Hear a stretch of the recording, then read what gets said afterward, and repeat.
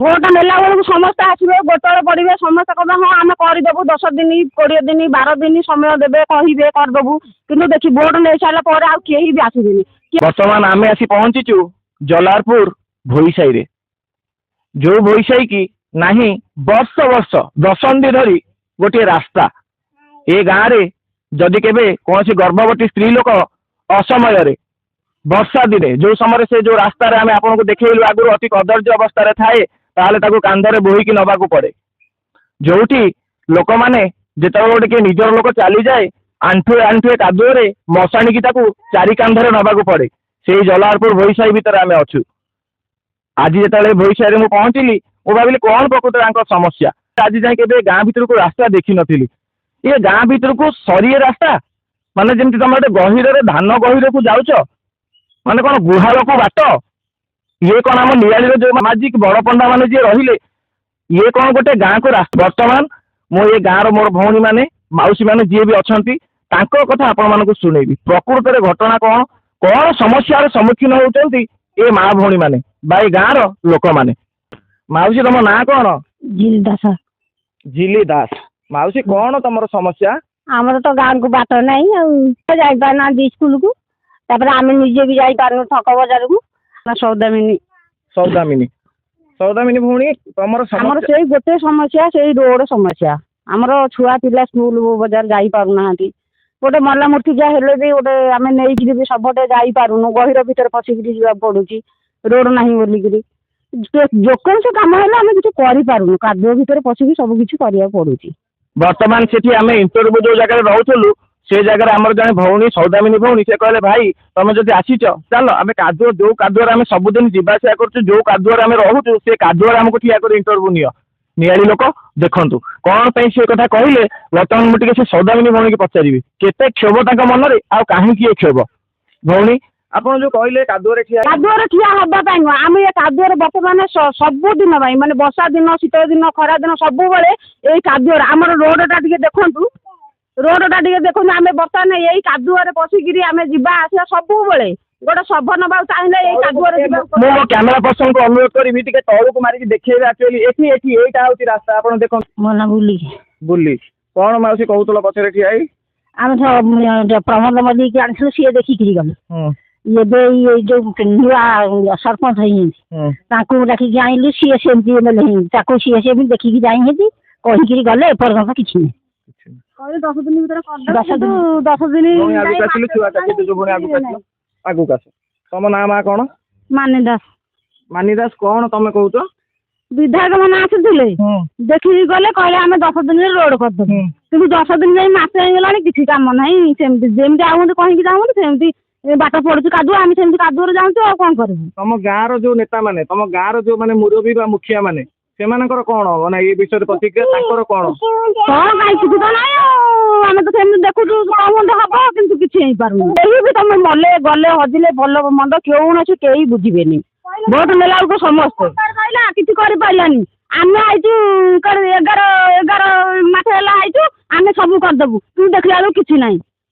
ଏମିତି କହିକି ଯାଉଛନ୍ତି, ଭୋଟ ନେଇ ଯାଉଛନ୍ତି, କିନ୍ତୁ ଆମର କିଛି ଉପକାର କରୁନାହାନ୍ତି। ଆମେ ତମକୁ କାହିଁକି ଭୋଟ ଦେବୁ? ଆମେ ସେମିତି ରହିବୁ, ଆମ ଇଚ୍ଛାରେ ଆମ ଇଚ୍ଛା ଯାହା ହବ ଆମେ ତାଙ୍କୁ ଭୋଟ ଦେବୁ, ନହେଲେ ଆମ ଇଚ୍ଛାରେ ଆମେ ରହିବୁ। ଆମେ ତ ଜାଣି କାଦୁଅରେ ଚାଲୁଛୁ, ସେମିତି କାଦୁଅରେ ଚାଲିବୁ। ଦେଖନ୍ତୁ ଆଉ ଗୋଟେ କଥା କହିବି, ଇଏ ହଉଛି ଆମ ଓଡ଼ିଶା ବା ଆମ ଉତ୍କଳର ମାତୃଶକ୍ତି। ଅନେକ ପୁରୁଷ ବନ୍ଧୁ ମାନଙ୍କୁ ମୁଁ ଅନୁରୋଧ କଲି କୌଣସି ପ୍ରକାରର ମାନେ ଚାପ ହଉ କିମ୍ବା ସେମାନେ କ୍ୟାମେରା ସାମ୍ନାକୁ ଆସିବାକୁ ନ ଚାହାନ୍ତୁ, କିନ୍ତୁ ମହିଳା ମାନେ, ଆମର ଏ ମା ବୀର ମହିଳା ମାନେ, ଏ ଝାନ୍ସୀ ରାଣୀ ମାନେ ସାମ୍ନାକୁ ଆସିଲେ ଆଉ ମନର କ୍ଷୋଭ କହିଲେ, ଆପଣ ମାନେ ଏମାନଙ୍କ ଉପରେ ରାଗନ୍ତୁନି। ଏମାନେ ଆପଣ ମାନଙ୍କୁ କୌଣସି ପ୍ରକାର ଆକ୍ଷେପ କରୁନାହାନ୍ତି। ଆପଣ ନିଜେ ଚିନ୍ତା କରନ୍ତୁ, ଆପଣଙ୍କ ପିଲାକୁ, ଯିଏ ବି ମୋ କଥାକୁ ଖରାପ ଭାବୁଛନ୍ତି ବା ଇଏ କରୁଛନ୍ତି, ଆପଣଙ୍କ ପିଲାକୁ ଯଦି 15 ଦିନ ମାସେ ଲଗାତାର ଏଇ ରାସ୍ତାରେ ଚାଲିବାକୁ ପଡିବ, ଆପଣ ଯଦି ମା ହେଇଥିବେ, ନିଆଳିର ଭଉଣୀ ମାନେ, ଆପଣ ମାନେ ଇଏ ଭଉଣୀ ଭଳି ପ୍ରଶ୍ନ କରିବେନି? ଆମେ କରିଦେବୁ, ଆମ ମନ ସବୁ କୁଣ୍ଡେ ହଁ କରିଦେବୁ ଏ ଲୋକଟା, ଆଉ ତାପରେ ଦେଖିଲା ବେଳକୁ ଆଉ କଣ କହିବୁ। ଆପଣ ମାନେ ଦେଖନ୍ତୁ, ଏ ସବୁ ରିଅଲିଷ୍ଟିକ କଥା। ଯାହା 8 ଦିନ କହୁଛି, 2 ଦିନ କହୁଛି, କହିଲେ 2 ଦିନ ଆମେ କରିଦେବୁ, ଦେଖିଲା ବେଳକୁ 2 ଦିନ କରିବା କଥା କିଏ କହିଥିଲା? ସେ ଏଇ ଯୋଉ ପଛରେ ଏବେ ଆଇଥିଲେ ଯୋଉ ଲୋକ, ସେଇମାନେ କହିଲେ। କିଏ? ଆମର ଗାଁର ପୁଅ ବାପି ପଣ୍ଡା ସାର୍ ଆମକୁ କହିଥିଲେ। ମାନେ ଆପଣ କହୁଛନ୍ତି ଆମର ସେ ବା ଅଛନ୍ତି, ଆମର ଯୋଉ ରାଜେନ୍ଦ୍ର ପ୍ରସାଦ ପଣ୍ଡାଙ୍କ କଥା କହୁଛନ୍ତି? ସରପଞ୍ଚ ଅଛନ୍ତି। ନାଇଁ ସରପଞ୍ଚ ତ ଆପଣଙ୍କର ଲେଡିଜ ଜଣେ କିଏ ଅଛନ୍ତି? ସ୍ତ୍ରୀ ଲୋକ ଜଣେ ଆପଣଙ୍କର ସରପଞ୍ଚ ମଞ୍ଜୁଲତା କିଏ ସେ ଆପଣଙ୍କର? ମଞ୍ଜୁଲତା ପଣ୍ଡା। ମଞ୍ଜୁଲତା ପଣ୍ଡା ଆଉ ବାପି ପଣ୍ଡା ଯିଏ ସେ ରାଜେନ୍ଦ୍ର ପ୍ରସାଦ ପଣ୍ଡା ସେ ହଉଛନ୍ତି ବିଜେପିର ଯୋଉ ରାଜ୍ୟ ସଭାପତି ନା କଣ ମୁଖପାତ୍ର ନା କଣ ବିଧାୟକ ନୁହଁ ରାଜ୍ୟ ମୁଖପାତ୍ର ବିଜେପି ସେ ତ ଗାଁର ପୁଅ ତାଙ୍କ ପାଖକୁ ନେଇକି ଆମେ ତାଙ୍କୁ ବି ଆମ ଦୁଃଖ ଜଣେଇଛୁ। ସେ କଣ କହିଲେ? ସେ ଆସି କହୁଛନ୍ତି ହଁ ଆମେ କରିଦେବୁ କିନ୍ତୁ ଯାଉଛନ୍ତି ହଉନ୍ତି ଏଠି ଦୃଢ଼ ବିଶ୍ୱାସ ଦେଲେ। ଆସୁନା ଏଠିକି ଆସ ଭାଇ ଯାହା କହିବ କ୍ୟାମେରା ଆଗରେ କୁହ। ହଁ ତମେ ଆଉ ଏଇ ଗାଁରୁ ତମର ଯୋଉ ସୁକାନ୍ତ ବିଶ୍ୱାଳ ଅଛନ୍ତି ତାଙ୍କୁ ଜଣେଇଛ ଯୋଉ କଣ ଜିଲ୍ଲା ସଭାପତି ବିଜେପିର କାରଣ ଆମେ ପ୍ରଥମେ କଣ ଆମ ଗାଁର ଯୋଉ ପୁଅମାନେ ସବୁ ବାହାରେ ରାଜନୀତି କରୁଛନ୍ତି ବା ଭଲ ସ୍ୱାମୀ ମାନେ ଜଣଉଛନ୍ତି ବିଧାୟକଙ୍କୁ ବି ଜଣିଆ ହେଇଛି। ହଁ ଜଣିଆ ହେଇଛି ବିଡିଓ ତହସିଲଦାର କଲେକ୍ଟର ଆମ ସ୍ୱାମୀ ମାନେ ସବୁ ବିଧାୟକ ମାନଙ୍କୁ ଆଣିଥିଲେ ଏଠିକି ଆମେ ତାଙ୍କୁ ସ୍ୱାଗତ ସମ୍ବର୍ଦ୍ଧନା କଲୁ ଫୁଲମାଳ ଦେଇ ସ୍ୱାଗତ ଜଣେଇ ଆଣିଲୁ ପୁଣି ସବୁ ଦୁଃଖ ଜଣେଇଲୁ ସେ କହିଲେ ଆଜି କାଲି ଭିତରେ ତମ ବାଟ ନିଷ୍ପତ୍ତି କର ଆମେ କାଲି ଭିତରେ ମୋହରମ ପକେଇବୁ ରୋଡ୍ କରିବୁ କିନ୍ତୁ 4 ମାସ ହେଇଗଲା ତାପରେ କିଛି ନାହିଁ 4 ମାସ ହେଇଗଲା କିଛି ନାହିଁ ଆସିଲା ମାନେ ପାଖକୁ ଆସିଲା ମାନେ ଦୃଢ଼ ବିଶ୍ୱାସ ଦେବେ କିନ୍ତୁ ଆମେ ଆଉ ଗଲା ପରେ କିଛି ଏଠୁ ଗଲା ପରେ ଆଉ କିଛି ନାହିଁ ଆମ ପିଲାଙ୍କୁ କାଖେଇକି ନେଇକି ସେଠି ଛାଡ଼ିକି ଆଉଛୁ ଯାଇପାରୁନାହାନ୍ତି ଟିଉସନ୍ ଯାଇପାରୁନାହାନ୍ତି ଚିହ୍ନିତ ଯଦି ତ ସେଇଥିପାଇଁ ଡାକୁଛି ଆସ ଚିହ୍ନିଲେ କଣ ହବ ତମରି ଗାଁଠି କଣ ସୁକାନ୍ତ ବିଶ୍ୱାଳକୁ କଣ ଲିଟୁ ଭାଇ କହିଦେଲେ ହେବ। ଲିଟୁ ଭାଇ କହିଦେଲେ ହବ ଏଠି କ୍ୟାମେରା ଆଗକୁ ଆସ ଏଇଠି ଲିଟୁ ଭାଇ କି କ୍ୟାମେରା ଆଗରେ କୁହ